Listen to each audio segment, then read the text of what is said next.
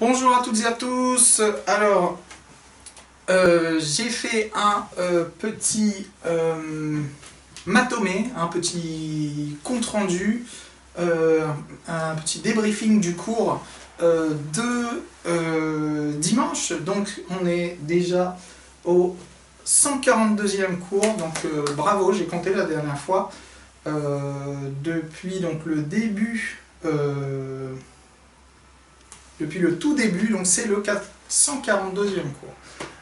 Voilà, alors, la semaine dernière, qu'est-ce qu'on a vu? On a vu les expressions surtout de la santé.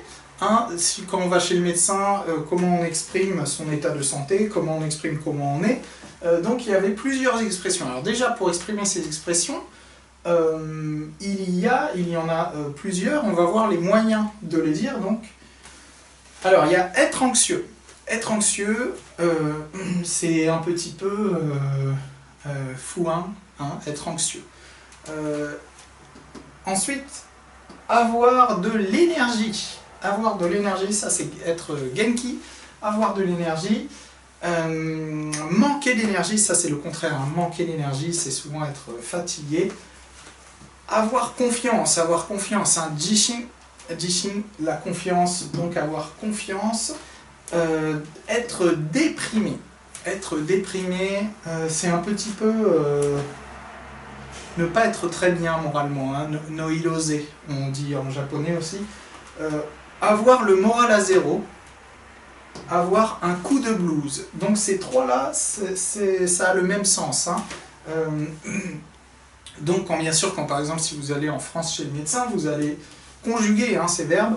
Donc je suis anxieux, si vous êtes un homme, si vous êtes une femme, je suis anxieuse. Hein. Attention, là j'ai uniquement mis le masculin. Je suis anxieuse. J'ai de l'énergie ou je manque d'énergie. Hein. Si vous allez chez le médecin, en général, c'est que vous manquez d'énergie. Je suis déprimé. Je suis déprimé.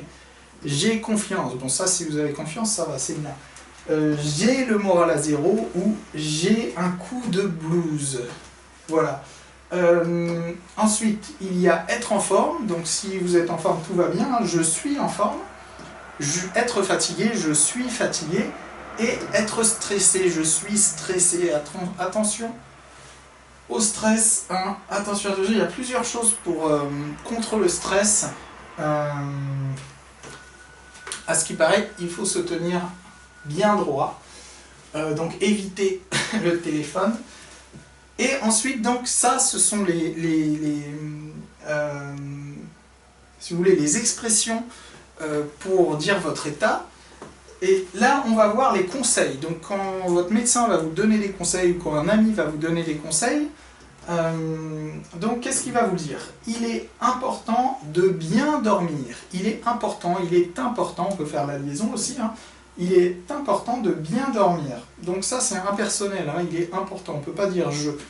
Ou si on dit je suis important, ça a un autre sens. Il est important de bien dormir, ok? Je te conseille de te détendre, se détendre, hein, yukorisuru. Donc je te conseille de te détendre. Et il est utile de faire du sport. Hein, faire du sport, c'est important aussi. Alors notez que tous les verbes, ils sont à l'infinitif. Hein. Il est important de... Alors, là, il y a l'adverbe bien qui est avant. De bien dormir, mais vous pouvez dire aussi il est important de dormir. Je te conseille de... Alors ça, c'est un verbe pronominal, donc c'est pour ça qu'on a ici le te, hein, le pronom te détendre. Je te conseille de te détendre. Là aussi, c'est à l'infinitif. Et là, il est utile de faire du sport. Encore infinitif. Hein. Et là, c'est impersonnel. Donc, il est utile. C'est pareil, si vous dites je suis utile, ça a un autre sens. Donc, il est utile de faire du sport. Je te conseille de te détendre. Il est important de bien dormir. Voilà. J'espère que que vous avez bien mémorisé tout ça, que vous allez les réutiliser avec des amis ou avec des amis hein, français ou même si vous êtes en France. pour donner des conseils ou pour dire votre état de santé.